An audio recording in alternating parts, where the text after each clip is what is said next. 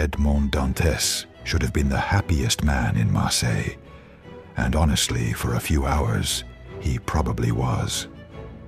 The sea was bright that day, the air was warm, and everyone at La Réserve seemed to be in a mood to celebrate. There was laughter, wine, friends, sailors clapping him on the back, old men smiling proudly, and right there in the middle of it all was Edmond. He was only 19, young, handsome, full of hope, and loved in a way most people only dream of being loved. Beside him sat Mercédès.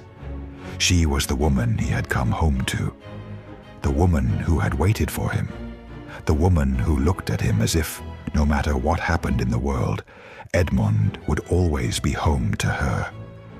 And now, after crossing the sea and returning safely, Edmond was just moments away from marrying her. Everything he wanted was finally within reach. His father was there, watching him with trembling pride. His employer, Monsieur Morel, had already promised him command of the Pharaon. The crew respected him. Mercédès loved him. By the next day, Edmond would no longer be just a young sailor. He would be Captain Dantès, a husband, a son who had finally made his father proud, a man whose whole future seemed to be opening up in front of him. Then came the knock at the door. And it was not the kind of knock that belongs at a wedding feast. It was heavy, firm, official. The room quieted almost immediately. The laughter faded. The smiles disappeared. Even the air seemed to change. Then a voice called from outside, "In the name of the law." The door opened, and a magistrate entered with soldiers behind him. Just like that, the wedding feast turned into something else. Mercédès froze beside Edmond. Edmond stood up, confused, but still calm. He did not understand what was happening yet. That was the heartbreaking part. He still believed that if there was a mistake, someone would explain it. The magistrate looked around the room and asked for Edmond Dantès.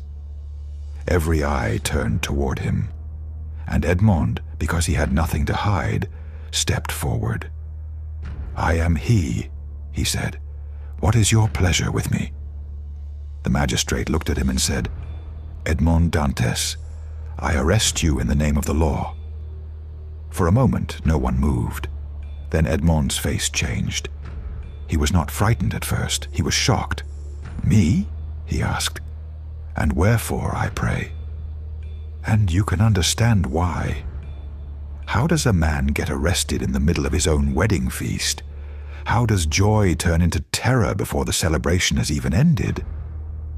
Mercédès rose behind him, pale and frightened. His father moved toward him as if age had suddenly left his body. Around the room, people whispered, protested, and insisted there had to be some mistake. And Edmond believed that too. A mistake, a misunderstanding. Something small that would be cleared up quickly. So he tried to comfort everyone. Even while the soldiers stood there waiting to take him away, Edmond was still thinking like a free man. He was still thinking like a bridegroom. He truly believed he would come back. But to understand how he ended up there, we need to go back a little. The Pharaon had recently returned to Marseille after a difficult voyage. Its captain had died at sea, and in the confusion of that loss, Edmond had done something extraordinary for a man his age. He had taken command. He did not do it loudly. He did not make a show of it. He simply stepped up because someone had to, and Edmond was the kind of person people trusted almost without thinking. He was steady, brave, good-hearted, and at 19, he had no idea that being good could make some people hate you. Monsieur Morel saw his worth immediately. He saw Edmond's loyalty, his skill, his calmness under pressure, and he decided to make him captain of the Pharaon at 19. Think about what that meant. For a young man who had grown up with very little, this was everything. Respect, a name, a future, a way to care for his aging father, a way to marry Mercédès honorably. Life was finally coming together. And Edmond, innocent Edmond, thought happiness had chosen him. When he went to see Mercédès, his heart was already racing ahead into the future. She was waiting for him, of course. Mercédès loved him with the quiet certainty of someone who did not need to be convinced. She had loved Edmond when he was simply Edmond, long before the title, long before anyone else understood what he might become. When they stood together, it was not loud or dramatic. It was just two young people who loved each other and believed the future belonged to them. But while Edmond was stepping into happiness, jealousy was already moving behind him. Danglars saw the promotion before Edmond saw the danger. To everyone else, Edmond's rise looked deserved. To Danglars, it looked like an insult. He had watched Edmond take command of the ship. He had heard Morel praise him. He had seen the crew admire him. And every compliment Edmond received seemed to burn inside Danglars. He smiled when he needed to. He stayed quiet when others celebrated. But inside, resentment was building. Edmond's happiness did not just annoy him, it threatened him. Then there was Fernand. Fernand was Mercédès' cousin, and he loved her desperately. The problem was, Mercédès did not love him back. He had been close to her for so long that he had started to confuse nearness with destiny. He had built an entire future in his mind around a woman whose heart had never belonged to him. Then Edmond came home, and the moment Fernand saw the way Mercédès looked at Edmond, he understood the truth. There was no place for him in her heart. Some men accept that kind of pain quietly. Fernand did not. His love twisted into resentment, and that resentment hardened into hate. And nearby was Caderousse, drunk, weak, a man who might not have been cruel enough to plan the whole thing himself, but was certainly too cowardly to stop it. That is the thing about betrayal. It does not always begin with a dramatic act. Sometimes it begins with a bitter conversation, a jealous man, a wounded man, and someone nearby who knows something is wrong, but says nothing. Danglars knew one important detail. During the voyage, Edmond had carried out the final wish of his dying captain. He had delivered a letter. To Edmond, it was nothing more than a duty, a sailor obeying the last request of the man who had led him. But the letter had come from Elba, where Napoleon had been exiled. And in France at that time, Napoleon's name was dangerous. It carried suspicion. It could ruin a man if it appeared in the wrong place. Danglars saw the opportunity immediately.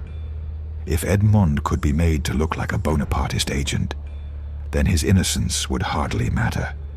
Fear would do the rest. So, an anonymous accusation was written.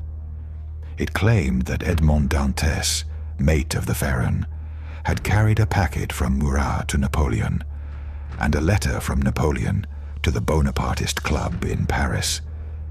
It was a lie, but it was built around just enough truth to sound believable. Danglars created it, Fernand delivered it, Caderousse watched it happen, and Edmond knew nothing. While these men were putting his name into the hands of the law, Edmond was preparing for his wedding. So now we return to La Réserve, to the feast, to Mercédès standing pale and terrified, to Edmond surrounded by soldiers, still trying to believe this can all be fixed. He steps away from the table. His father is breaking in front of him. Mercédès is looking at him as if her whole world has just been pulled from under her feet. And because Edmond loves them, He tries to stay calm. He tells them not to worry. It is only a mistake.